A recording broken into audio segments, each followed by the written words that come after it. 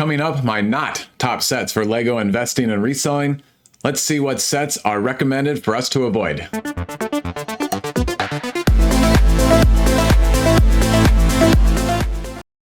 Welcome to KDX Bricks Analytics, where I watch all the Lego investing and reselling videos so that you don't have to. So let's jump right into it.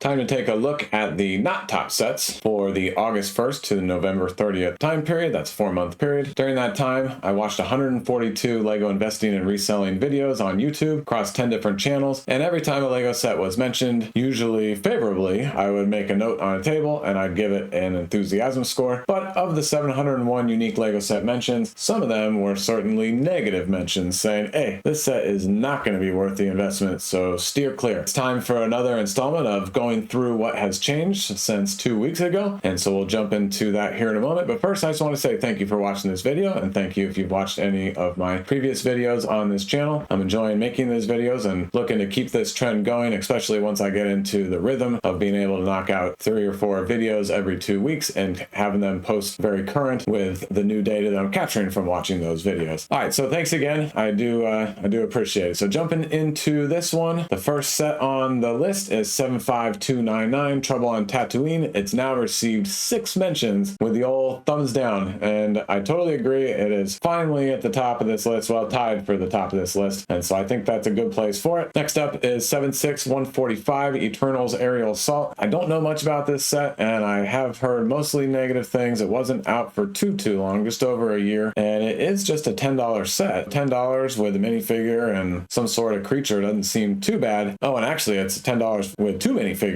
and the creature doesn't seem too bad, but it does not seem like a very popular set at all, and I don't think the movie was that popular either. And now on to some architecture sets. 21028 New York City. This one I am biased. I used to live 2 minutes from the Empire State Building. I think this set looks really cool, but I think some sets we're starting to get some architecture fatigue, and so I could see why somebody may say, hey, this one is not a great investment one. It has been out since 2016, and that obviously is a killer for investing and reselling. Now we have 21042, the Statue of Liberty. This one also has been out for a pretty long time, since 2018. $120 price point for 1,685 pieces. Of course, most of those pieces are small, but I think this one actually could do pretty well. You might just need to hold on to it for a while. I mean, this is just iconic American history, American government set, and so I think this one could be very popular down the road. And same thing with this one, the White House 21054, one of the most iconic building structures in the United States. This one could also be very popular, and I think it was, $100, and it's only been out since 2020. $100 for 1,483 pieces. Next up, we have the super large $850 75192 Millennium Falcon, and I forgot I need to scroll down the table here. Feel free to pause the video to look at that in more detail anytime, but yes, I agree this one is too big and too cumbersome for investment. And I've also heard some people say that after they built it and it's been sitting around for a while that it's starting to sag, which obviously is very concerning for a Lego set. Next up, 75322 the Hoth AT-ST. This set looks okay. Brickset says that all 4 of the minifigures are exclusive, and it is $50, which is, that's a little bit overpriced, but I think it's just AT-ST Walker fatigue that is having people say that they might not want to look into this one right now. Next up, for $170, the Justifier 75323, and the